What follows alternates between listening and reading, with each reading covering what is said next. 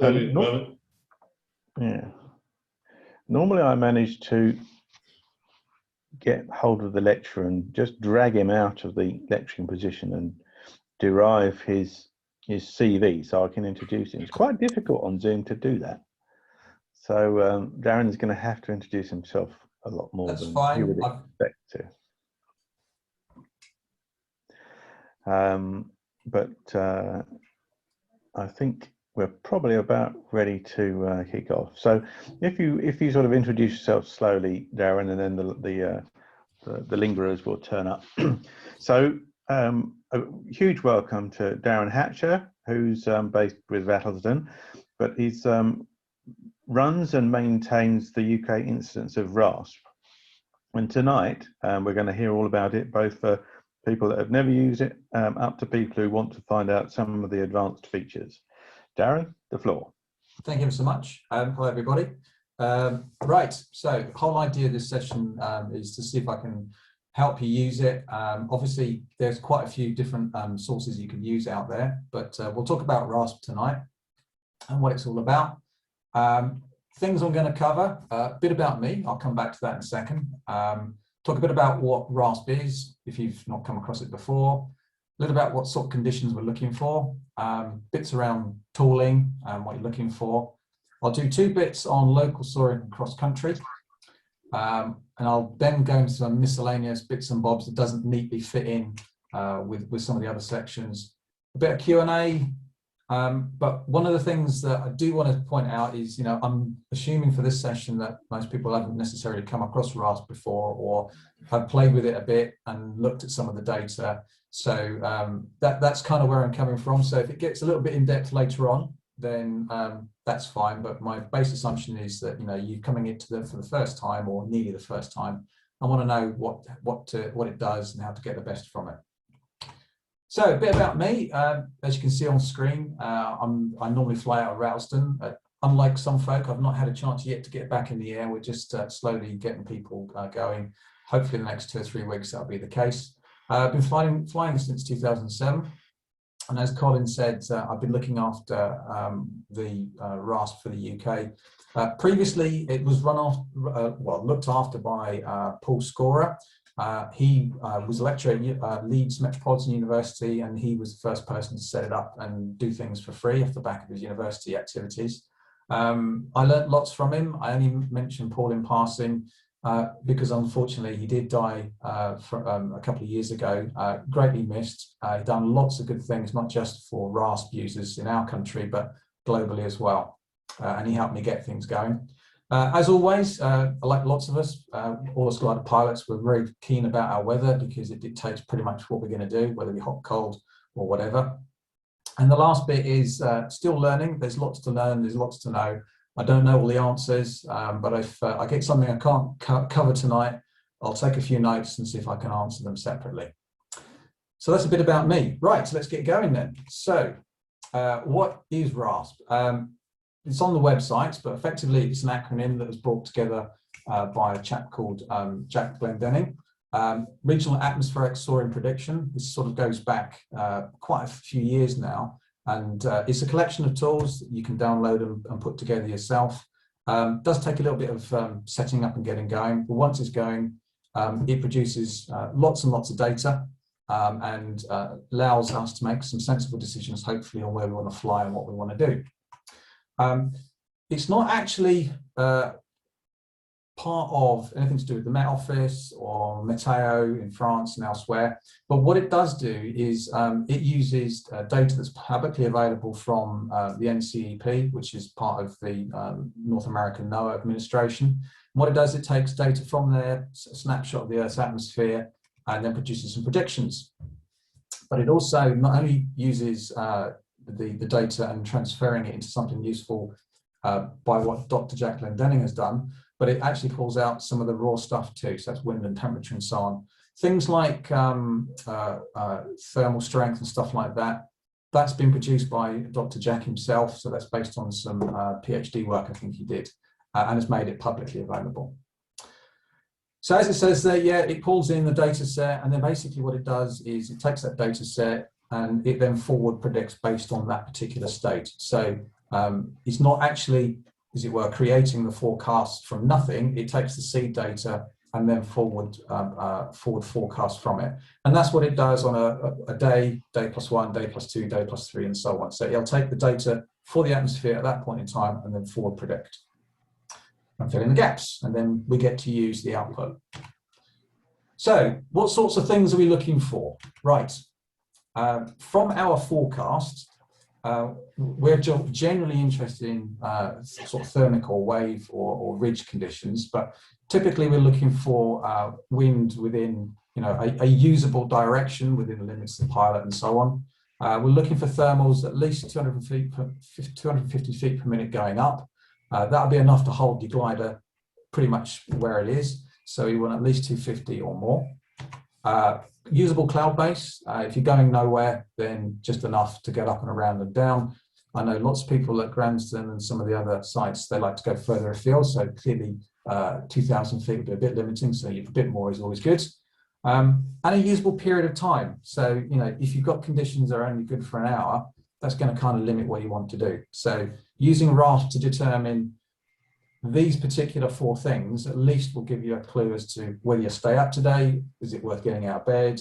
Or is it worth getting up extra early because there's a 500 on or something along those lines, pretty much like it was some of the weird conditions that we've had this week.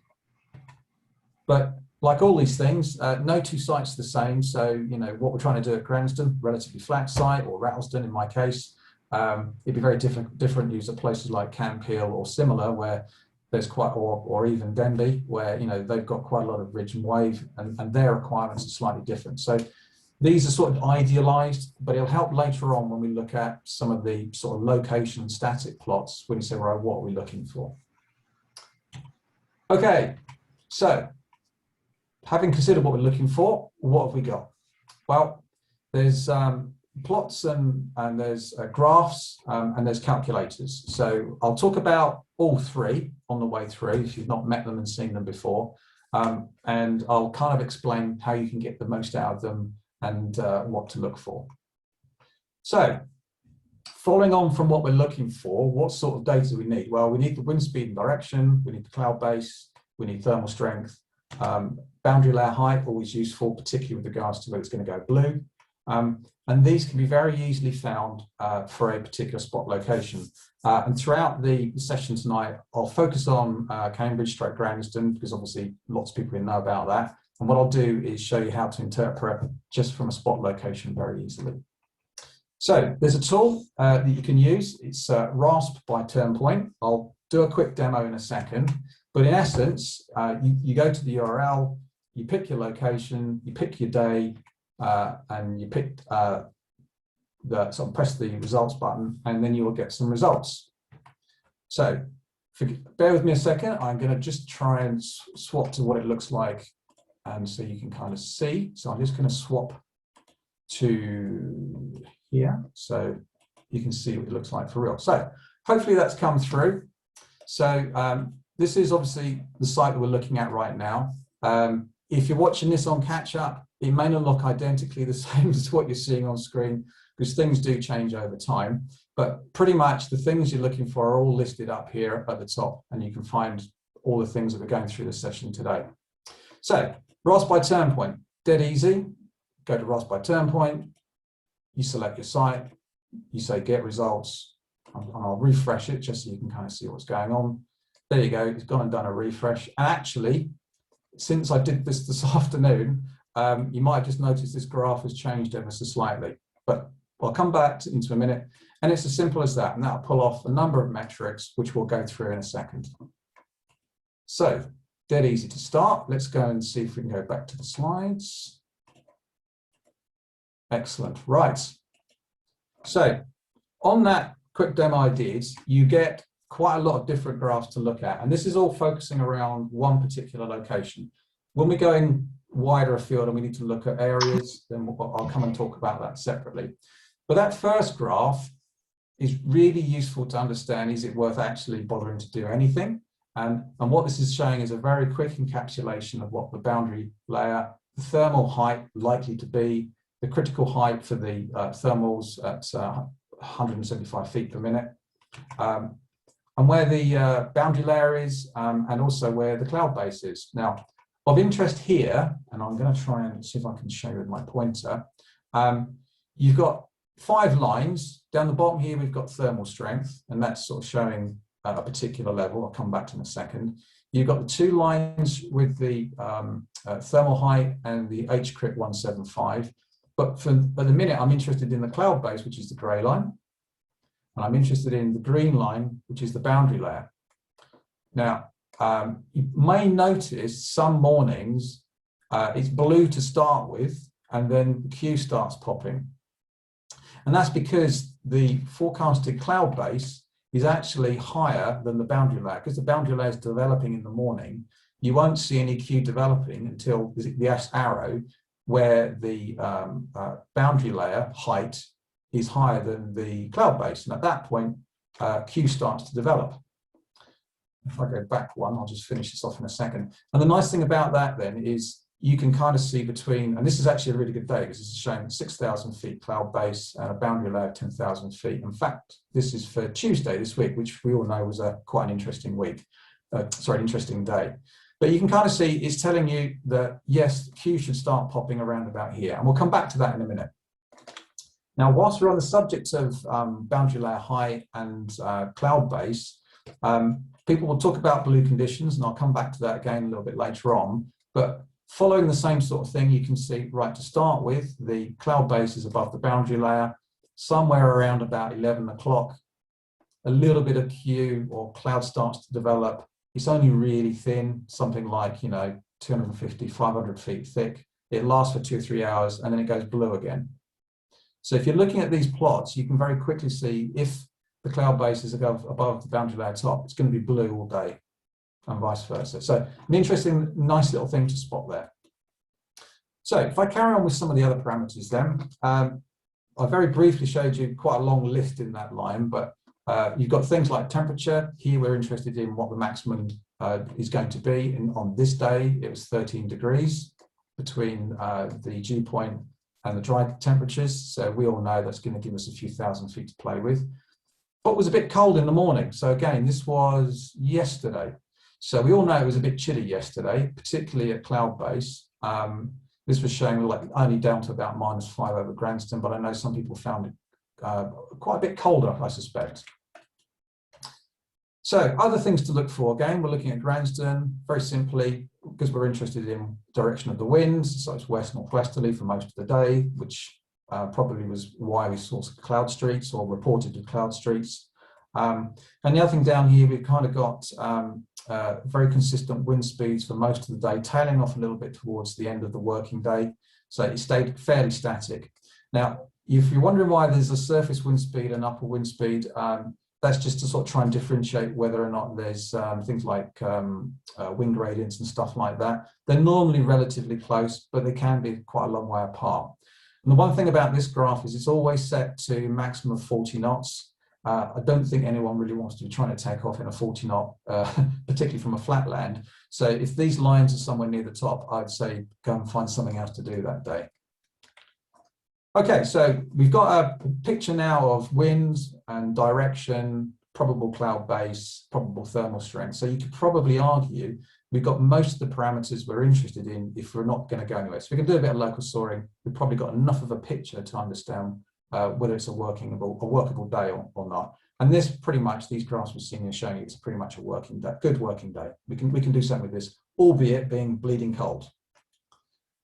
Now, there's a couple of other things in here. People often ask about what does stars mean? And if I go back one, now stars is actually, I can't remember exactly who asked for it, but Paul Scorer, what he did is he took some of the earlier numbers and basically munged them together and said, depending on the wind speed and depending on thermal breakup and depending on cloud base and depending on how deep the cumulus are or clouds on that day, we'll add and subtract a number so that you could say how good or bad it was. And this has sort of become a useful metric for people to say, is it 5 stars, 4 stars, 3 stars, or 6 stars, and how it portrays. Now, on this day, which again was on Wednesday for Granston, you can see it was sort of 4-ish for most of the working or flyable day. So that's pretty good. I think some of the better days, and I've got a picture later on of a stonking day from May 12th, 2019, where it was off the scale. So what this is trying to normally what we want is lots of nice Q about, not too strong winds, or if they are, they're aligned and they're consistent all day, so we get streaks. Not too cold, and relatively deep cumulus, which obviously that means that there's quite a lot of energy, and there's quite likely to be some strong thermals, which is kind of what we want if we want to go somewhere. So that's stars. Best thing to say is if it's more than 3.5, 4, you're probably going to be fine. You're going to do some get some good flying in. If it's 5 or more, it should be fairly lively and fairly interesting.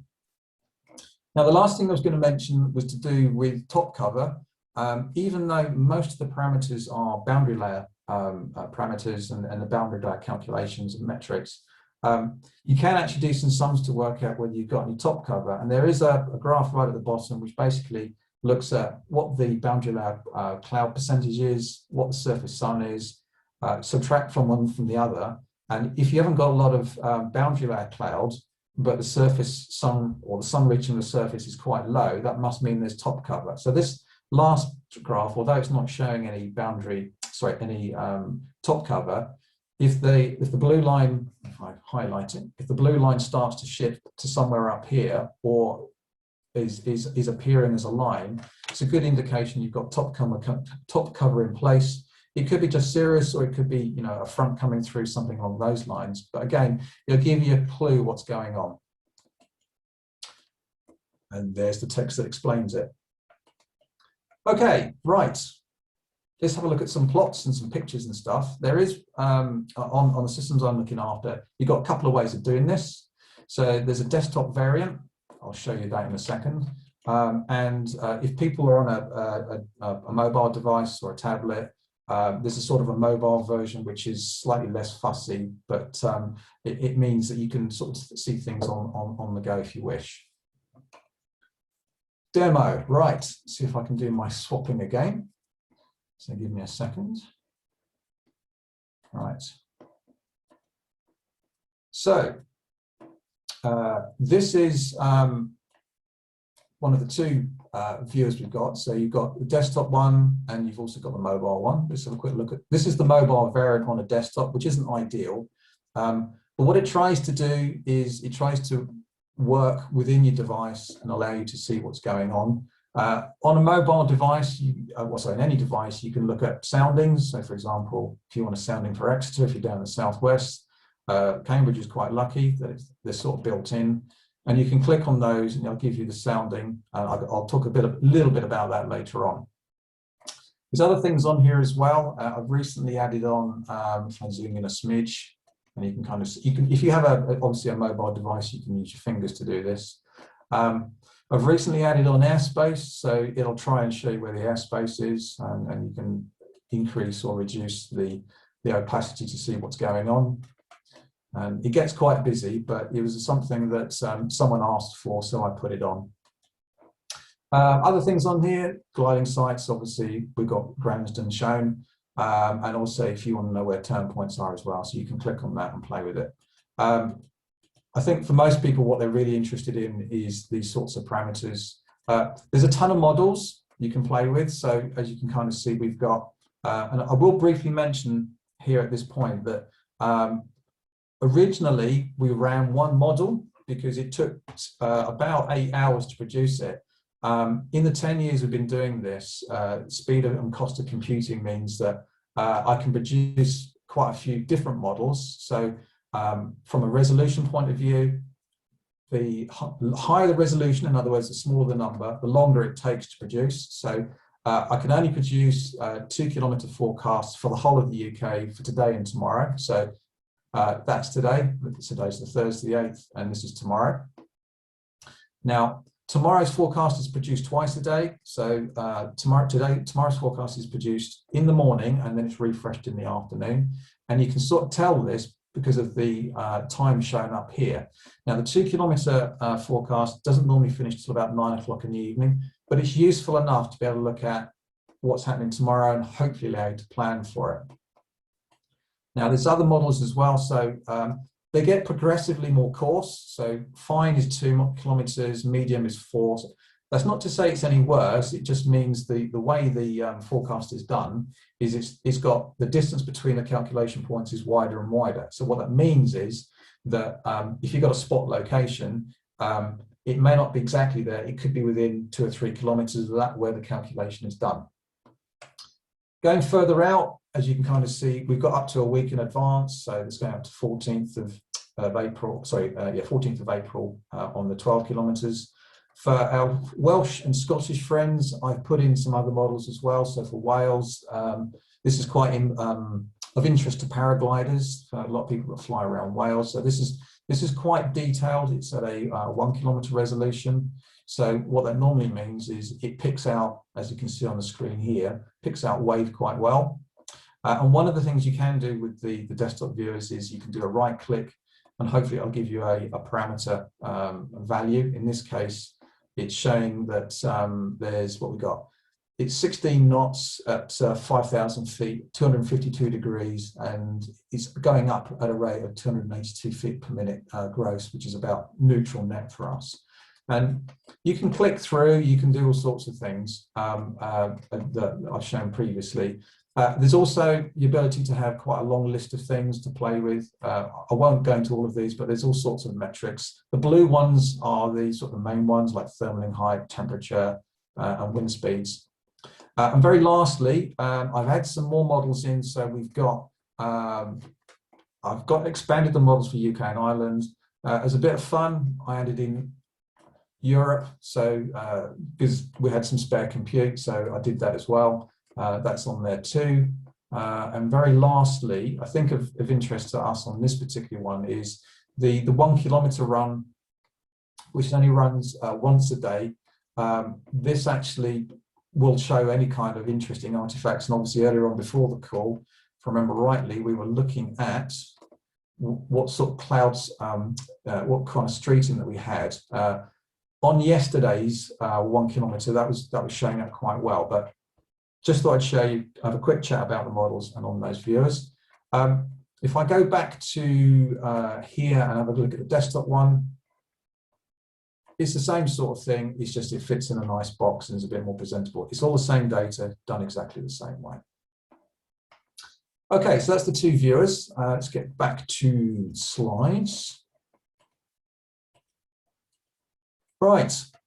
Ah, yes, archives. So this is something I added on recently in that all sorts of people saying, I'd like to look at stuff from yesterday, last week, last year, last decade. And so there is an aftercast rather than a forecast viewer. You can kind of see it here. I think, am I going to do a quick demo? This is what it looks like. You pick your date and time and model.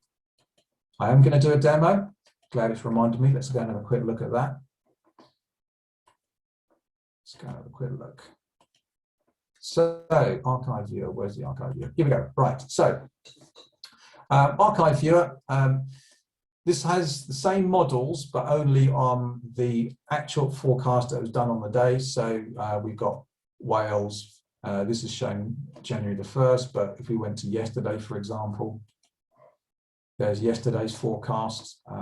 All the same parameters are there, so if you wanted to look at it. In fact, actually, let's see if we've got any wave indicated. No, not a lot. Obviously, it's not the best direction, but what I can do is if we go and have a quick look at yesterday for our part of the world, because we were looking at, here we go, right. So this was something I was just briefly looking at earlier on. Yesterday, there was obviously some cloud streaks mentioned, and this basically was showing that from the sort of northwesterly direction, areas of yellowy red would indicate is going up, and obviously blue would be going down.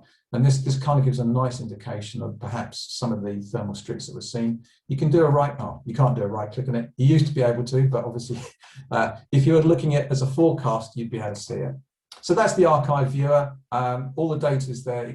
The models themselves vary, so not all the models are available for all the periods. I have recently pulled out the archive data from a NAS drive, and I should be able to have things going back to 2013.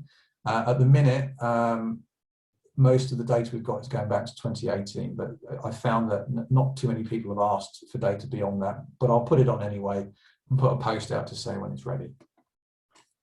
So that's aftercasts. Okay, let's go back to the slides. So local soaring then. What I mentioned earlier on is we've got our various graphs. I've talked a little bit about some of the bits of interpretation, but really what we want to gain is just sort of refer back and say, well, what are we looking for? Well, for local soaring, we can see it's going to be about 10 knots, west-northwesterly, around about 6,000 foot cloud base from roughly 11 o'clock till roughly 6 o'clock. You can kind of see how that lines up. It's about 500 feet per minute. So if you're assuming 250 feet of that is going to be glider sinking, well, the remainder is going up. So that's going to suggest thermals are around about 2.5. Whether it was more or less than that, I think people saying there was quite a bit of good lift about. This is obviously at Granston. So what this is saying is actually for much of the day, you should be able to find thermals between 1.5 and 2.5. And lastly, this is an important point, is to actually indicate around about 10:30 is when the queue, or when the cloud rather, should start to develop in the boundary layer. Now, hold that thought, because it's a very useful thing to determine, and I'll come back to that later on, so hold that thought. So let's move on to cross-country then. Now, this is slightly more involved. I would say I find this a bit harder to do, because what you're really looking for is an area.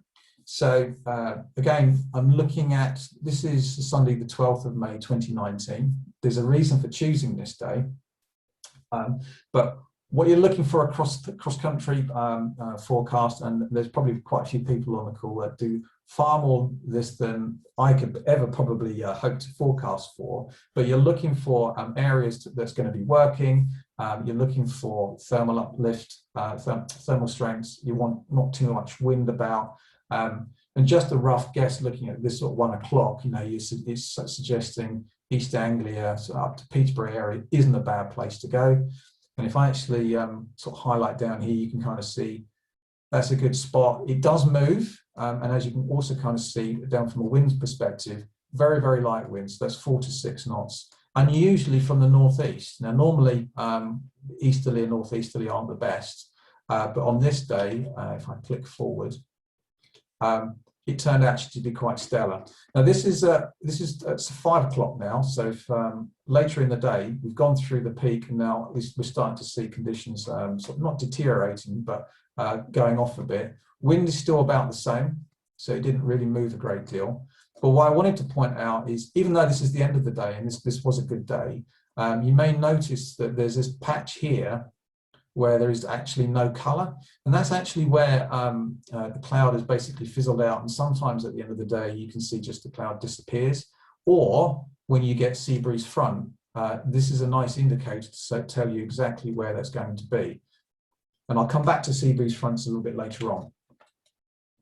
So summary here, this was looking like a 1 till 5 o'clock window, roughly around 4,000 feet, but in this particular area. So whatever the task setter was going to do, they should have had some reasonable confidence that that's going to give you opportunity to go out and back. There is another way of doing this. This is more mechanical rather than sort of doing it visually. RASP provides a little tool called Track Average. I'm not sure how much it gets used, but it is there. But I also know some of the other forecasting services provide these sorts of things too. But this is fairly easy to use, and obviously doesn't cost anything. So coming back to 12th of May 2019, some raw stats. This was very much a widespread 500 day for lots. There was 77,000 kilometers flown. And if someone says to me, what does a good day look like? This is a really good one. Very, very light winds. There was 5 stars indicated quite widely for most of the day, and this was at 1 o'clock, so it had already taken off big time and was booming for much of the day. Cloud bases were sort of 4,000 to 5,000 feet, even higher in some of the higher areas. So good benchmark day. Okay, so that's a little bit on the cross-country side of things for what we're looking for. So that's not something I get asked to do a great deal. I think there are other people probably much better placed to guide you on some of those things, but the data is there if you need it. Okay, so I did mention there's a track average cross-country checker. Basically, this is a tool which we'll go and have a quick look in a minute. And you can use it to see whether or not a task you want to do is on or not, or marginal. What it actually does is you put in some of these measures, so the day, when you think you're going to start, what sort of glider polar you're going to use, do you have ballast, you put your task points in and you press go. And when you do that, it'll give you a picture, it'll then give you some metrics associated with your performance, and then it'll give you some graphs. So it'll kind of give you a clue as to each of your turn points, sorts of things you're going to see. So we've got anticipated climb rate. This was Tuesday this week. So I'm quite was doing this this task, which was from Wormingford, Tierburn and Grandson Logger back to Wormingford, but this was suggesting, if I sort of put my pointer back on, this was suggesting sort of 3 knotters for most of the task all the way around. Whether it was actually that, I don't know if anyone flew it, but this actually is a really good example of a good, relatively straightforward task. Reason being is the thermal percentages are all below 45. When this tool is run, if you've got any of the thermal percentages below 45%, that means that you're spending half your time going where you want to go and less than half your time going around in circles. And the nice thing about this as well, it's showing you your tailwinds. So first leg, always into wind if you can. Second leg, slightly into wind. Last leg, absolutely romping home with 19 knots behind. So it's a tool that helps you get an indication. It uses some bits and pieces that Dr. Jacqueline Denning put together. All I've gone and done is implementing it and giving it for people to use. So I'll show you what a real one looks like. Going back to do a demo. Okay, track average. So here we are. So it's this function, it's track average. And what I've gone and done to help get us going, this is actually a forward look. So this is Gransden, Tiverton, Wallisham, back to Gransden. I've selected a standard cirrus. There's some others in here as well. It's a relatively old list, and I would say if you're using it, the best thing I would suggest is pick a glider that's got a similar polar ratio, sorry, polar info. So in this case, this is 1 in 36. I tend to say to people, to get a good feeling of whether this is appropriate, if you use a standard cirrus, it's standard class, it's 36 to 1, base it off that, you can't go wrong. If you want to choose something more exotic, then fine. But I found for most practical purposes, knowing whether standard cirrus will get around will give you a clue as to whether you're going to make it. So as I said, you put the details in, you click go, give it 2 or 3 seconds, and it should come back with some results. And in this case, from for this particular task, it's showing the first leg is going to take quite a long time because it's 14 knots into wind. But the second leg, a little bit shorter, only about half an hour. And then the final leg, what we got there, just a shade over an hour to get all around. And I'll give you a clue. So leaving at midday, you should be back by 3:10 for your 200 kilometers. And there are the graphs underneath. So giving you a clue as to your performance and what you can expect. So that's it. It's I know there are bigger and better and paid for resources out there that will do it, but if nothing else, it'll give you a clue and it'll give you a bit of an idea whether or not your task is on. And I think that was all I was going to do on that one. So that's using track average. Let's go and have a quick look back on the slides. How are we doing for time? Not too badly. Right. So that's a bit on track average and a bit on cross-country forecasting, or at least being able to look at the data and look at the cells, and obviously a little bit on specific location forecasting. There's a ton of other things you can play with as well. So first up, there are some soundings. For those people who are interested in things above the boundary layer side of things, RASP produces every day for all the models. For Cambridge, you're lucky that you get these canned. So every day for all the models, there will be soundings or tephigrams or SQTs, depending on what you want to call them, soundings. Very easy. You pick your model, you pick your day, you pick your time, you pick your location, and then it'll refresh and provide it for you. And there's the URL at the bottom. I wasn't going to tonight go into how to interpret these, because there's plenty of resources that explains what all the various lines are and what they mean. If you want me to do it another time, I don't really mind.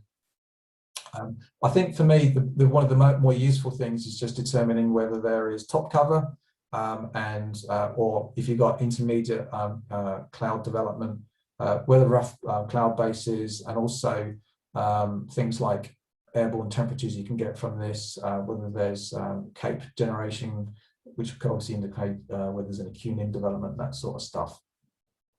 But these sorts of things, it is quite involved. I did sit in a session with some paragliders a couple of months ago, and we spent an hour on these. Very interesting if that's what you're into, but it's fair to say that the data is there and it's free to use. And if you want to, you can create your own, but I can kind of come back to that at a later session, or if you've got time later on at the end of this session. Okay, so cycling. This is something that if you're in a particular location, and sometimes you can kind of see we get cycling, which is a build-up of clouds. It gets overdeveloped. You then get a period of cut-off, solar cut-off on the ground, thermal stop developing, and then it repeats. And it may do it once or twice or 3 times in a day. So this sort of cycling, what I wanted to try and at least sort of show is that it's very easy to spot. So on screen, we've got 3 cycles taking place. So if you have a spot location, could be Grahamston, could be Devon and Dorset, doesn't really matter. What you're kind of seeing here is the boundary layer changes shape, and you can kind of see that the anticipated thermal height and so on is changing. So when we get cut off, so what's happened is we've got a period of development. So the cloud has started to build up, the sun can't reach the ground, it gets cut off, and it aligns each time. So this was a 3-cycle day. It's a bit frustrating, as I understand it. Some people then might have to, if you're out somewhere, going somewhere, and you're miles from home, you might have to park for a bit to wait for the cycle to sort itself out before sun hits the ground again and you can carry on. But I wanted to at least show that if you do see these bumps, it's an indication that there probably will be cycling on the day. Okay, wave, right, popular subject. It's one of those things that it's very obvious from the plots that RASP produces what's going on. And it's the sort of thing that is quite exciting if you're in it. I personally haven't been in wave, and I love to hear of all the stories that people have. It's a very weird sensation, like being in an escalator, and very, very smooth and that sort of stuff. Hopefully I'll get to Port Moke or somewhere interesting like that to try it before we finish our flying for whenever. But from a wave point of view, it's very simple. It's what we're looking for here is upper air moving upwards or downwards. RASP provides these under the guise of vertical velocity maps, and they're done at particular pressure levels. So they're not done at heights, so 5,000 feet, 10,000 feet, and so on. They're done at pressure levels in millibars. So you've got, there you go. So RASP produces 1,000 millibars, 950, as it says, 850, 700 and 500 millibars, and they equate to different heights. And it's useful if you're into your wave flying to know what you sort of kind of expect, because the actual vertical velocity changes with height. So you might find it stronger lower down and weaker higher up, or vice versa, depending on, I guess, the nature of the wind itself and the air it's moving across, whatever the obstruction is, to then start the various harmonics, which obviously we can see on the screen. So let's have a quick look at an example. This is fairly recently. This was only a couple of weeks ago. And what I wanted to show you here is this model actually was the northern England one. We had a lovely wind coming from sort of west-southwest. It's coming across the Pennines, Lake District, and you can kind of see we get these long lines with blue significant sink and obviously sort of red-orange with significant upward velocity, which we can fly off.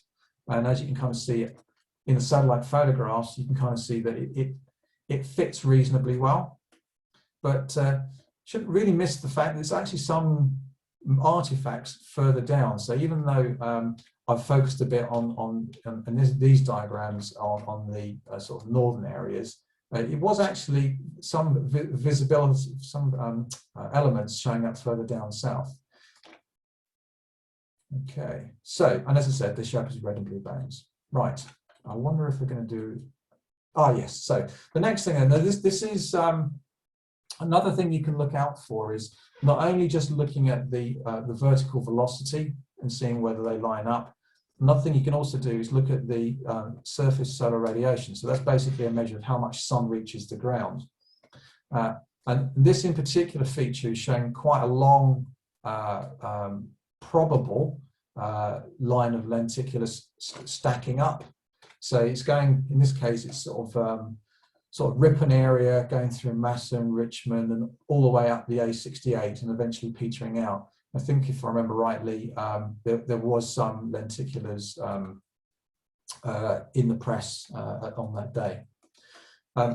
Before I go on to sea breeze, I do have a separate slide pack that I could probably dig up, which actually goes back to a really good event whereby same sorts of areas as we're seeing on the screen. The nice thing about it, though, it was such a big event. There was all sorts of pictures of the stacks of lenticulars that was on the BBC website, and I was able to pull the satellite photograph, the RASP forecast, and the actual pictures of the lenticulars themselves, bring it all together, so you could kind of see how that RASP was, and pretty much like any of the other services, had predicted where they were going to be, and it was a really good match. It was a really good match. So it at least gave me confidence that RASP and the underlying tooling it's using aligned on that day and was a good indicator. Sea breeze, right. This is probably something we see a bit more of in our part of the world.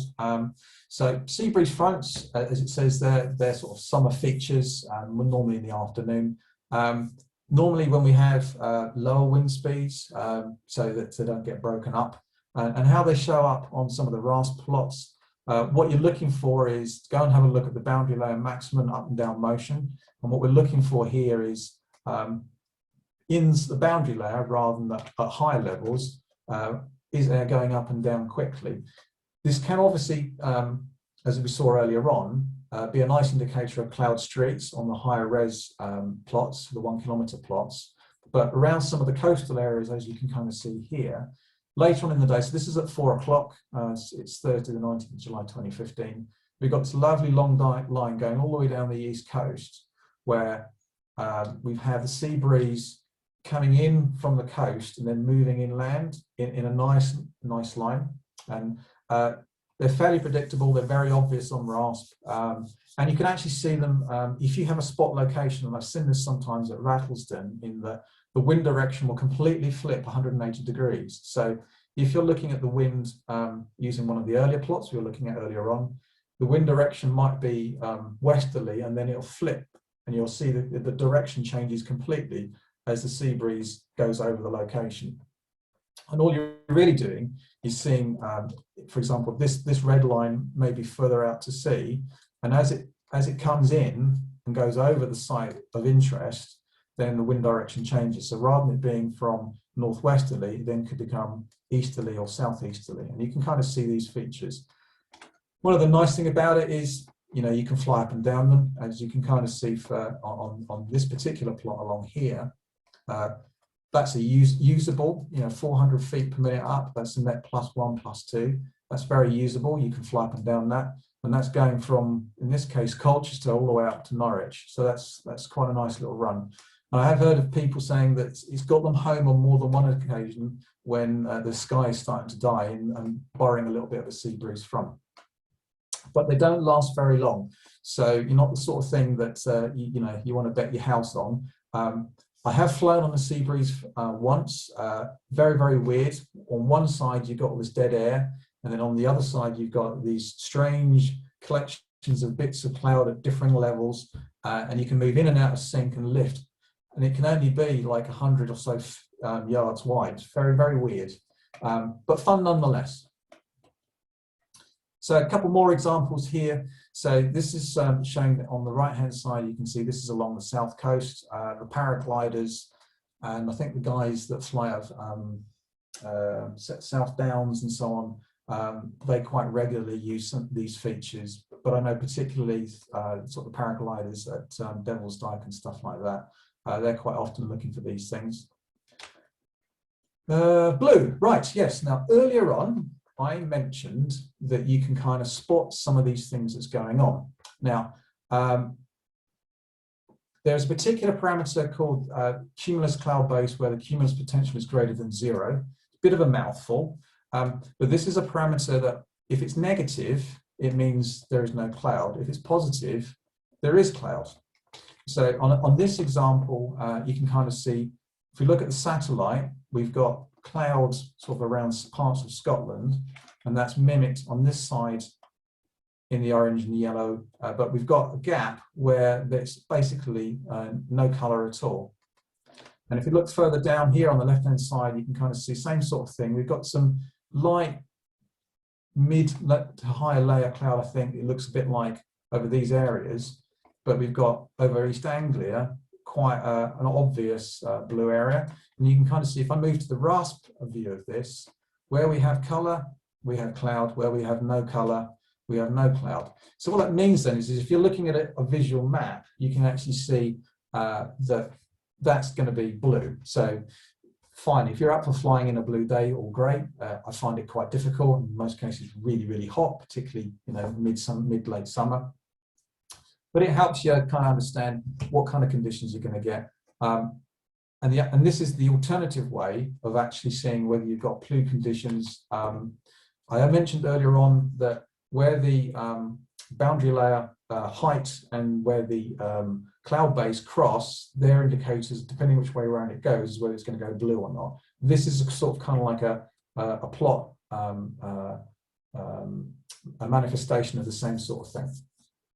So it's very easy to spot. To be honest, I'm not quite sure if people really enjoy flying in blue conditions. It's hard work and it's hot, but each their own. This is a good way to sort of visualize what's going on there. Right, so other things then. Now, I know some of the other paid-for services do this too. I have in the last couple of years put this together as a way to sort of help people understand what sort of day, you know, is it a 200 day, a 400 day, a 500 day?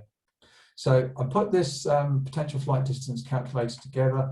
And what it does is it will basically fly loads of cross-country tasks in polygons for lots and lots of locations around the UK, all the UK gliding clubs, add them all up and then say, what was the maximum distance? And so what it's trying to do is give you a sort of rule of thumb, finger in the air idea of whether or not for a particular location, how far you might get. So this does thousands and thousands and thousands of calculations of cross-country tasks to give you, hopefully, a picture of what the day is going to be looking like. Now, it's condensing all those tasks into one day to try and give you an idea of the maximum distance. It's based on, again, on using a standard Cirrus because it's a 36-to-1 polar. It's probably good enough for most calculations. And over the last couple of seasons where this has been running, obviously last year was a bit unusual, but the year before that and the year before that, it wasn't a million miles away. So comparing it to real world conditions, if you looked at what was going on the BGA ladder, where it was saying it's a 300 or a 400 or a 200 type day, there was a fairly close, if you're assuming that everyone's sort of flying and putting on the BGA ladder the things they actually achieved, it wasn't a million miles away. So I would say I should probably take off the experimental bit now because it's not a million miles away, and it seems to reasonably well align. And like a lot of these things, is for indication purposes only. You make your own mind up on the day with the conditions and within your own skill sets. So if you want to kind of look at some of the other days, there is a little bit of a grid at the bottom where you can click through. And there's also a link to a polygon. So if you want to see, well, how does that look? That color picture is all well and good, but how many polygons is it actually produced, and which are basically closed tasks? There's a view of what that looks like. And if you were doing some planning, you could say, right, well, where is the densest area of polygons? That's probably a good place to go. It's always a bit disappointing when it seems to be London, because obviously it's hot during the summer. There's always quite a few polygons over there. But nevertheless, it gives you an idea of what you want to do, or what you could do, based on those closed tasks that it's calculated. Oh yeah, and it's done twice a day. So forecast for the day done once, because obviously you wouldn't do the same forecast again because it would take too long. But tomorrow's and so on, they restart later on. It takes longer and longer. So tomorrow's and the day after that and the day after that should be ready on the day. So let's say I want to know what's happening tomorrow. Most of the potential flight distances should be finishing in the next hour or two, the time now being about 10 to 9. The other ones beyond that, if it's a really, really good day forecast, it takes a lot longer, because the further it's got to go, the more calculations it has to do, then the longer it takes. And that's always the battle with a lot of these forecasting things, is that you want to produce an accurate forecast, but you don't want to spend hours producing it, because by the time you produced it, it's no longer useful. So there's always that trade-off of, when you're doing these calculations for PFD, you've kind of got to say, well, how long is it going to take, and will it be useful in time? But it's there, it's not a million miles away. Again, it's for indication purposes, give you a head start on what the day is going to look like. Right, okay. Sometimes people ask me, can I trust RASP? I say, yes and no. So I always say, use 3 sources. So if you just look at one source of data, you could either be skewed by it because it's always correct, or you could be skewed by it because it happens to be wrong. And the thing I found is, and I say this to all folks, is by all means use RASP, but check it to 2 other sources. So use the Met Office, XC Weather, Met Check, whatever you like, but do take the time to say, right, well, is RASP telling me what I want it to say? Because it's not always right. And it's not bad, but it's not always right. But then again, Met Office sometimes gets it wrong, XC Weather sometimes gets it wrong. No single forecasting service is always right. And I actually produced on the day, every 40 minutes, it produces a check of what RASP has said against the actual metars from airfields and airports around the UK, to try and give an idea of how accurate the actual forecast is turning into. But I would always say, use 3 sources, minimum of 2, just to say, well, RASP's saying this, it looks really good, can I trust it? Just check the temperatures, the wind speed and direction to another site, but test it with a location that you know your own home location, you know your own local weather. And as I said, not all the forecasts are the same.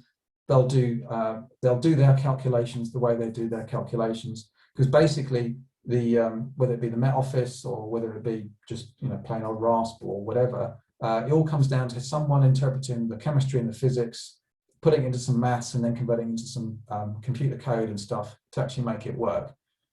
2 people can take the same thing and get a different output, is what I'm saying. So this is what I do. I compare wind, speed and direction and temperatures. If they align, then chances are, if RASP is the same as Met Office is the same as XC Weather is the same as Met Check, chances are you can probably trust RASP. If they do agree, great, but don't forget they can all be wrong. Now, when they're all different, that's kind of a bit of a conundrum, because then you don't know which one to believe. I always say in that scenario is that it's clearly an indication that the atmosphere is not necessarily in a stable, predictable mode. So you can't really expect everyone to get it all right all the time. So you're going to basically have to use the Mach 1 eyeball and work it out on the day. There's no other way around it, because at the end of it, it's your bum sitting in a pilot's seat that's going to make those decisions. So it's just how it is. You have to make your own mind up on the day, like we used to do before we had all these wonderful tools. And the other thing I was going to mention is accuracy nowadays is pretty good. up to two days, usually reliable, but as we can kind of see, sometimes Mother Nature likes to play tricks on us, and sometimes they change a wee bit, but 48 hours out is normally reliable. If someone's telling me, oh, it's going to be magnificent in 6 days' time, I'd say, come back to me in 4 or 5 days, and then we'll have another conversation.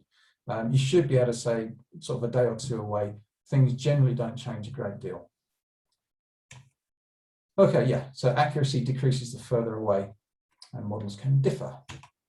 Right, variability. Now, one of the other things I've sometimes had from people is say, well, RASP said this the other week, and then it changed its mind.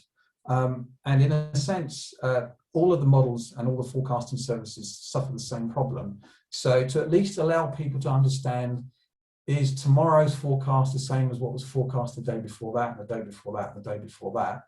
It does actually track variability. So this is the for various RASP metrics, which I'll show in a minute. What it'll try and do is give you an indication of how volatile the forecasts are, because if they're switching around quite a lot, that should give you a feeling of, right, may have to be doing more of this on the day, make my own mind up based on what I'm seeing and maybe from other observations. Or if it's really consistent, it's been the same for the last 3 days, there's a good chance that on the day, it'll actually be the same because it's been consistently the same. So it does it up to a week in advance, and I'll show you one in a minute. And this is just to try and get a feeling of if there's quite a lot of variability, you need to be slightly more aware that you shouldn't just say, right, this is what the cloud base is going to be, this is what the wind's going to be, because it's obviously been changing quite a lot. It's very changeable. But it can help with flight decisions. So I can't remember if I'm doing a demo on this. I am doing a demo, right. So very briefly before I do the demo, we'll have a look at a few bits and pieces, but on screen you can kind of see, this is just looking at thermal in height. And it's color coded, and that the colder the colors, the further away it is. So the grays and the blues are a long way off. So that would have been 4 or 5 days ago. And the warmer colors, so that's your greens, your orange and your reds, that's more recent. So this graph's showing us that a week ago, the thermal in height was only supposed to be 2,500 feet. But in the last 2 days, it's suddenly got much, much higher. And it's just an example of how, proving that these forecasts do wander about a bit, but at least it gives you a feeling that at least for 2 days in a row, it was roughly the same, and saying it's roughly 5,000 feet is what you can expect during the afternoon. Let's have a quick look at one. I'm glad everyone's keeping with us. I haven't had any questions just yet, but I'm sure we'll get them.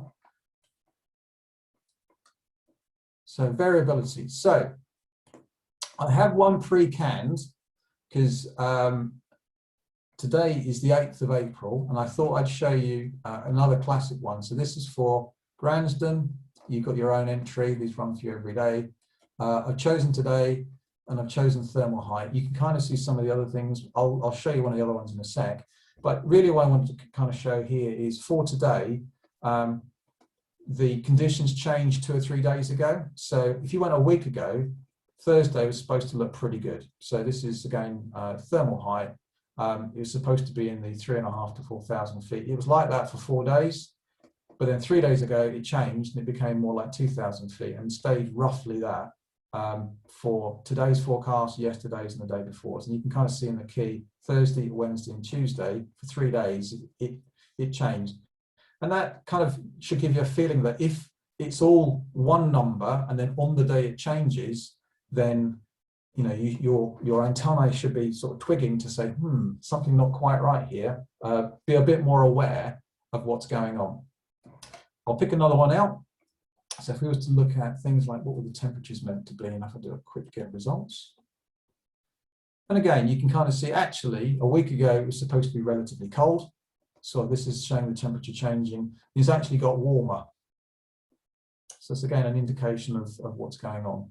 And the last thing I was going to mention is all forecasts, apart from today, they finish in summertime at 7 o'clock or 7:30. And for today, they always finish at 9 o'clock or 9:30. So today's forecasts are always extended slightly. That's as a result of the paragliding community, because they said to me, We do a lot of flying later in the day. You glider pilots, you know, you want to be home with your cocoa and your slippers by 6 o'clock if you can, unless you get a land out. Paragliders, they like to go on the hills and fells and so on, 6, 7, 8, 9 o'clock. So can you at least give us some data there? So all the forecasts for today have been skewed so that they can have a forecast for their needs. Okay, back to the slides then. So that's forecast variability. Done the demo. Right. For another time, there's some other things we could look into. I briefly mentioned about soundings and how to interpret them. I'd like to talk to you a little bit about when's a good time to start a task. There's a tool that the XE calculator or task start can give you. Looking for CAPE, so when we may have the chance of some heavy thundery showers about, spotting QNIN, you can do that by looking at the CAPE parameters. Data quality, I mentioned it very briefly that there is actually a quality function to see how RASP is doing on the day. And that's it. So, questions and answers. I will hand you back to our Master of Ceremonies and say, are there any questions that I'll have a go at seeing if I can answer, and I'll try my best. So back to you guys. Thanks so much, Darren. Is Paul going to be receiving questions? I can certainly do that. I think we haven't got a huge number of people here, so we could probably try some verbal questions if anybody wants to spring into go for it. I'm happy to take questions. As I said, if I don't know the answer, I'll take it away and see if I can get answers. I'm not the great oracle, but I'll do my best. So anyone got any questions they'd like to ask? Yeah, I'll tell you what, just stick something in the chat saying question, and I'll call on people in turn. You don't need to type the whole question. Andrew Watson has got the first question. Hello, Darren. First of all, three thank yous. Thank you for a great talk this evening. Thank you. Thank you for doing RASP, and most especially thank you for doing RASP dependably, day in, day out, for years, so that when we get up in the morning and look at it, you know, we know it's going to be there and hasn't gone away. And then the questions. Just briefly, in half a minute, for the IT people, can you tell us a little bit about what it all runs on, and how much compute and disk space and all the rest of it? And I can do that. And do you need donations? Because I don't know, how do you fund this? Right.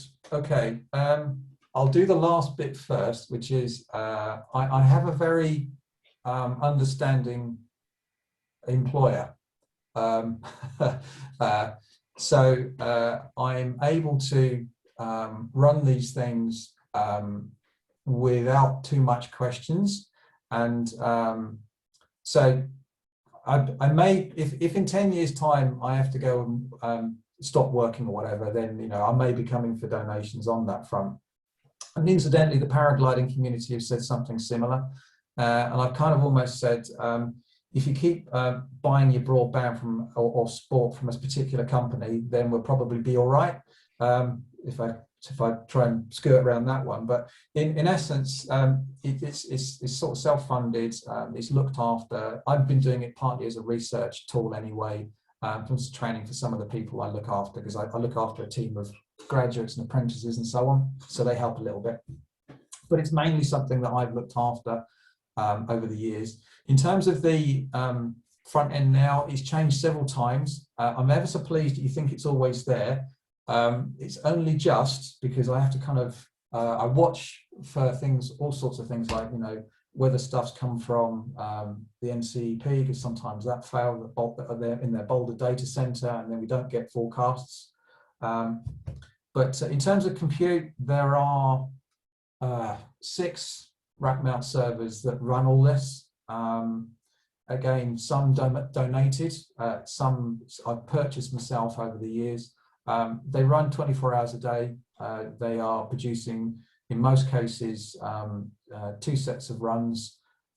It's not a small operation, but then again, it's manageable. I've done it on myself because I enjoy doing it, because my day job involves some of this. So that's how it's done. In terms of the tooling itself, everything runs under Linux. As I said earlier on, all the tools are available. If you want to set one up, if you're quite good at containerized apps or you're a relatively good system administrator, you can get these things going. There are some odd things it does, but there is a really good community of people that look after RASPs all over the planet that are willing to help out. So that's how it works. As I said, at the minute, I'm not looking for donations. I'm keeping it going, but if at some point in the future I come round with a cloth cap and say, any chance, Governor, of a few quid, then I may well come back. But for the minute, it's provided free of charge. And that's actually an interesting point. I have had approaches for people to say, can I repurpose your data? And I've had to say, no, because this is being provided for free of charge, you can't charge for it either. So I've had to push people away and say, actually, if you want to do this, just set your own one up. It's all doable. Anyway, does that answer your question? But anyway, thank you for the positive vibes. I have tried really hard not to have any outages over the years. So the fact that you see it there most of the time is great. So thank you. Okay, thank you. Patrick has a question. Patrick, do you want to do this one? Just tell us what it is. If you can hear me, yeah. It's just thanks again. Very interesting talk. I was just wondering, does RASP take account of topographical features in its forecast? Yes. So the topography. Well, okay. So the way it works is that RASP uses a tool called WRF, and that's it's written in Fortran. You can bolt stuff onto it. I could probably spend 2 evenings telling you what I know about it, but it's a really complicated beast. And someone like Dr. Jack Glendenning has done all the hard work to bring all the pipeline of tools together. One of those is actually using the a topographical data set. And you've got the one that we're currently using is based on, if I've got to get this right, it's from the shuttle, it's space shuttle era data. But then again, the Earth heights don't change that much. And it's, if I remember, it's 30 arc seconds. Basically, it's like a elevation down to about 500-meter boxes. So it's pretty good for what we're trying to do. That topographical model is used with the input of the source data that comes from NCEP. It does a load of munging to then work out based on the height. It also looks at things like soil types, snow, water, vegetation, as well as height. So all of those factors come to bear to work out what the actual RASP or the parameters coming out of that point on the ground. So all of that's factored in. But what I would say though is the topography really does affect the quality of wave forecasts, because if you use low res topography, lots of features get lost.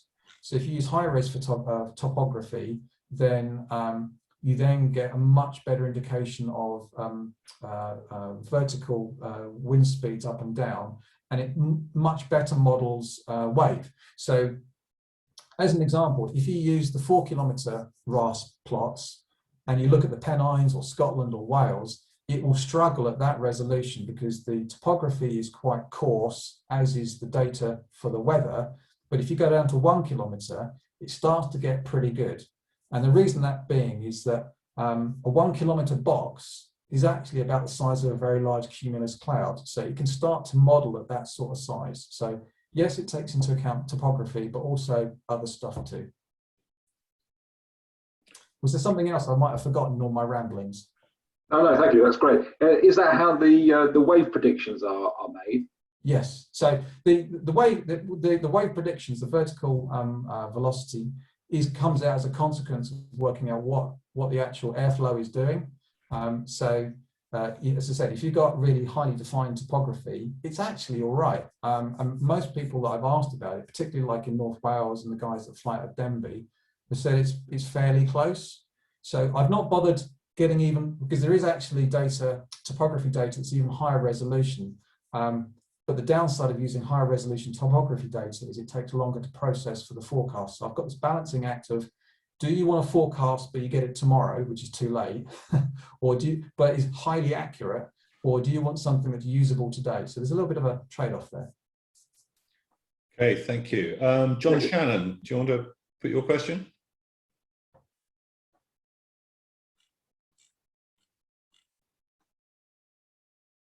John, have we got you? Lost you, John.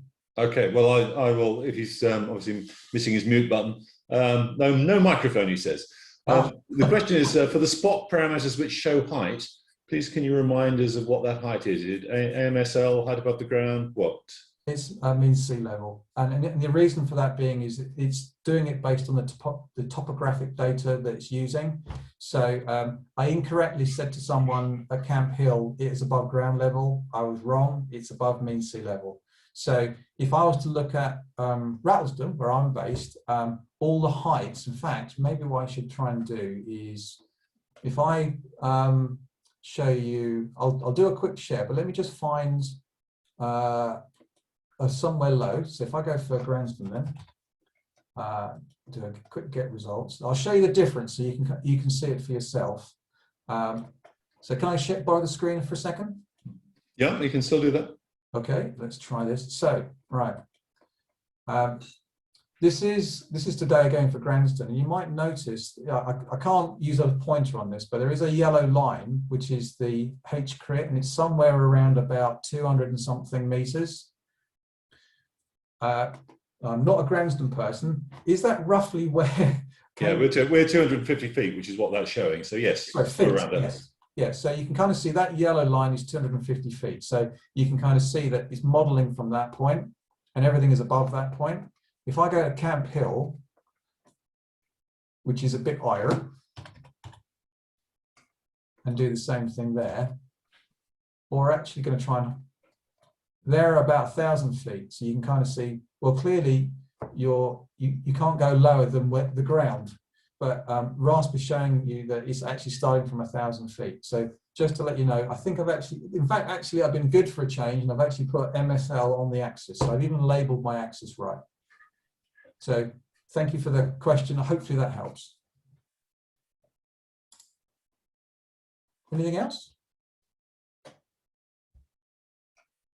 Okay, any other questions? Either jump in verbally or send me a chat. Yeah, I had a question. If you don't mind me adding another one. Can glider pilots make beneficial use of the SKU-T diagram? Sorry, what was that about the beneficial? I'm just wondering. I'm just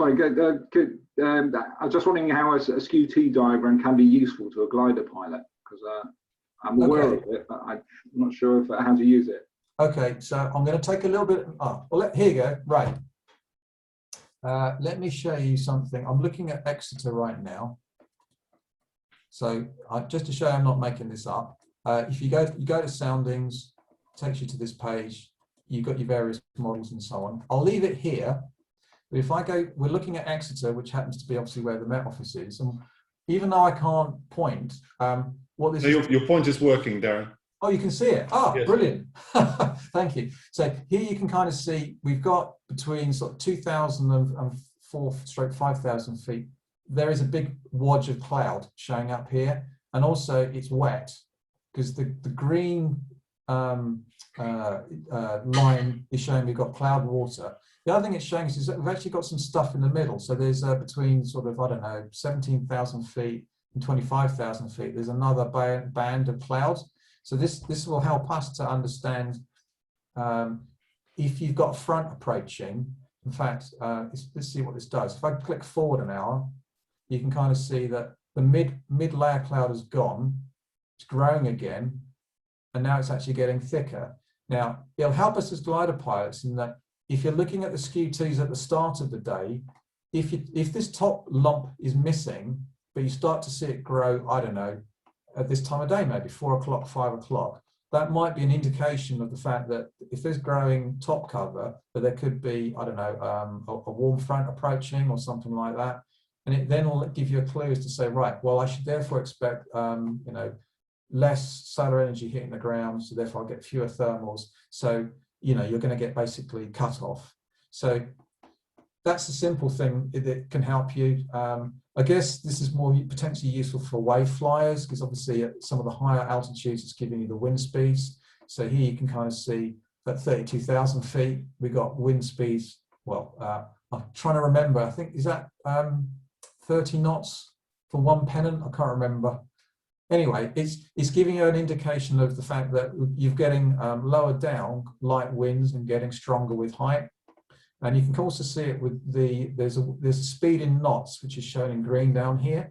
If that goes red, that's normally because you've got things at 60 to 100 knots, which clearly you don't really want to be flying in. So other things here, we've got this dashed line gives you an indication of the Cape potential, and this is this figure here. Now, it's convective available potential energy, and this is only showing a value of 61. If that was something like 2,561, this dashed red line, which we see here, will be quite bulbous or quite big. I'd be a bit worried, because any sounding that's showing more than 2,500 joules of energy is more likely a precursor for Cunian development. So again, it gives you a bit of an indication visually of maybe conditions to avoid. The other nice bit you get as well is you can see roughly where the cloud base will be. So this was suggesting, and it sort of lines up as well here, it's around about sort of 3,000 to 4,000 feet. Now, there's more bits involved in this, and it's quite involved, and I don't know all the ins and outs, but what I would say is that there are one or two things that you as a glider pilot you can pick off from this that should help you. But there's tons more on this, which I'm quite happy to do on a separate session, because I have extended this. Whilst we are here, I will show you the fact that you can actually create your own ones on the fly. So if you wanted to go to Granston Lodge, you go to custom soundings, you pick the day you want, we'll go next Wednesday, and you say, go and get me it. This is being created on the fly. So I have no idea what we was going to get, but this is showing that next week, we can expect at 1:30 in the afternoon, Granston Lodge to look a bit like this. Now, the other thing I've done to this is I've added some other things as well, which is to give the LCL values and also the pressure as well, because this was something that the paraglider pilots asked for, because they get quite infatuated around what the cloud base will be, because obviously they're in a canopy, which is a bit different from fixed wing, and they're a little bit nervous in either high winds or similar. But so that's the other thing you can use for this. So that was something I was going to go into another time. But anyway, you can create these on the fly for any of the BGA term points. Thanks very much. No problem. Okay. Any other queries, questions? Does it run itself? Can you go on holiday? Yes. It's actually, providing nothing upstream breaks, it should just look after itself. So I have gone to the Lake District, and I have gone, well, no one flies anywhere now, but as in overseas on business or anything. But it doesn't now, it's taken a while to get to this point, but it's fairly well automated, and I can leave it alone. But it has taken a lot of scripting and a lot of automation to get it to that point. I bet. So what's the longest you've not touched it? Most summers I don't have a lot of time, because obviously we're all out flying. So I would probably say the core engines I can leave alone for weeks and weeks at a time. I do sometimes play with, because this is the other thing to recognize, is that the rack mount servers, they create the bulk of the data. And I did answer Andrew's question about how much does it produce.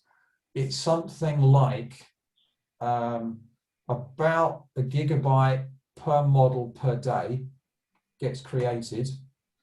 There are, how many now? Probably 20.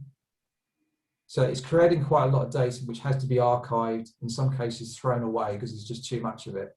So occasionally I have to do a bit of pruning, but I can normally leave the forecasting engines alone for weeks at a time. This front end that we're looking at on the screen, I sometimes have to tweak things when somebody spots a bug or something unusual happens. or the hosting provider changes the version of Python or PHP, and I have to fix something.